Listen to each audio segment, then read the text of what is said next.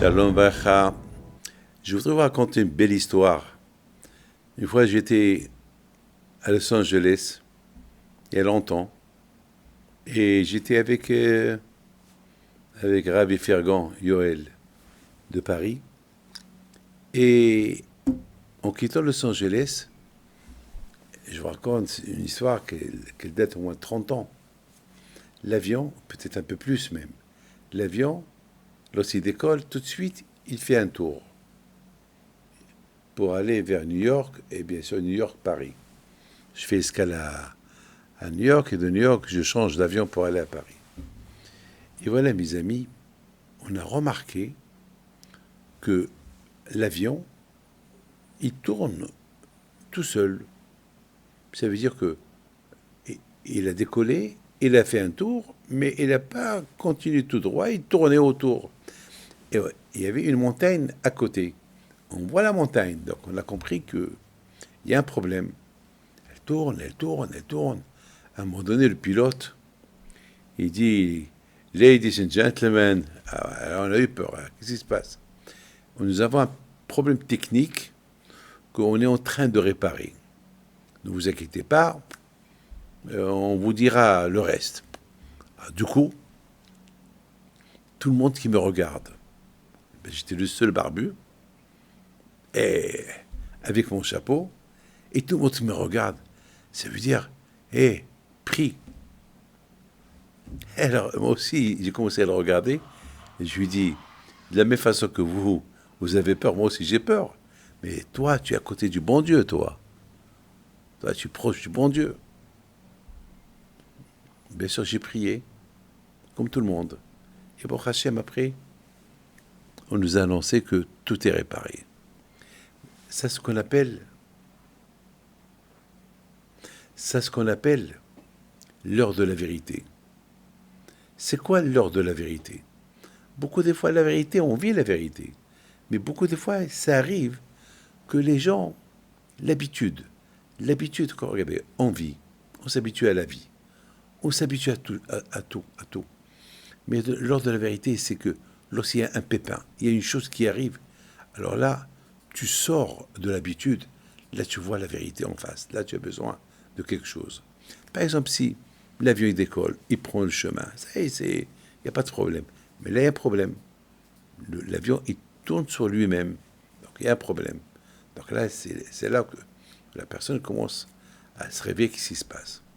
Mes amis, ça c'est quelque chose que jamais j'oublierai. Ça, c'est une première petite anecdote. La deuxième, j'ai eu ça lorsque je voyageais en Guadeloupe, Paris-Guadeloupe. Et bien sûr, pendant que l'avion était complet, c'était un grand avion, un 745 Air France, et parce que j'ai pris les billets le dernier, donc j'étais au fond de l'avion. Alors là-bas, il n'y avait que des enfants, des jeunes, et ça criait, ça parlait. Oh là là, je me suis dit, je vais passer 9 heures avec ces cris. Et vous savez, il y avait des filles qui n'étaient pas de sniout, et j'étais dans tous mes états. Mais je ne pouvais rien faire. Il y avait quelqu'un qui m'accompagnait à côté de moi. Bon, à un moment donné, j'arrivais plus à me concentrer. Je vais étudier. Ça parle, ça crie. Alors, à un moment donné, j'ai dit à Hachem, perturbe un peu ces enfants-là, que l'avion il bouge un peu.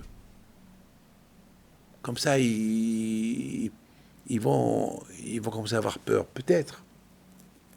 Ben, quelques minutes plus tard, l'avion a commencé à bouger et le capitaine il a dit mes amis, ladies and gentlemen, mesdames et messieurs, il y a un peu de turbulence, alors il faut attachez-vous bien. Bon, mais vraiment, il bougeait.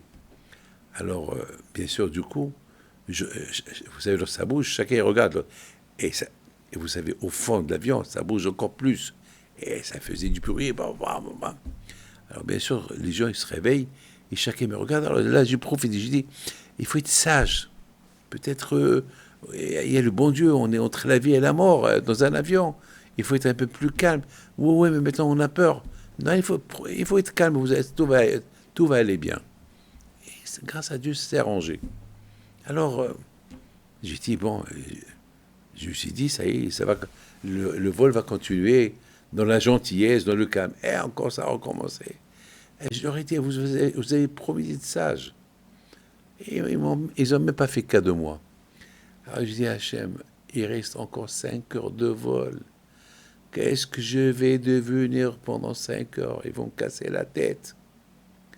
Encore un peu. Encore un peu.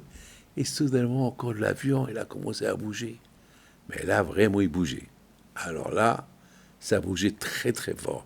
Alors encore, ils ont commencé à me regarder. Je leur dis, je vous ai dit d'être calme. Oui, on a peur, on a peur, on a peur.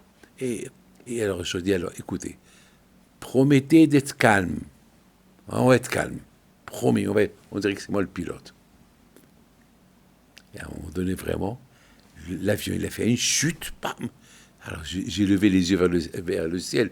Je dis, Hachem, attends, je t'ai dit de faire un peu de trop d'air pour leur faire peur, mais attends, je suis là.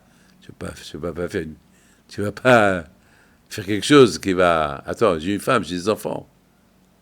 Et grâce à Dieu, c'est calmé. Et les 5 heures qui sont restés, ils sont passés normalement. Mes amis, il y a Hachem partout. J'ai plein d'histoires, plein d'histoires que j'ai eues dans les avions. Oh là là. De toute façon, que le bon Dieu vous protège. Je sais qu'il y a des vacances. Je souhaite de bonnes vacances. Que le bon Dieu apporte la paix dans le monde américain.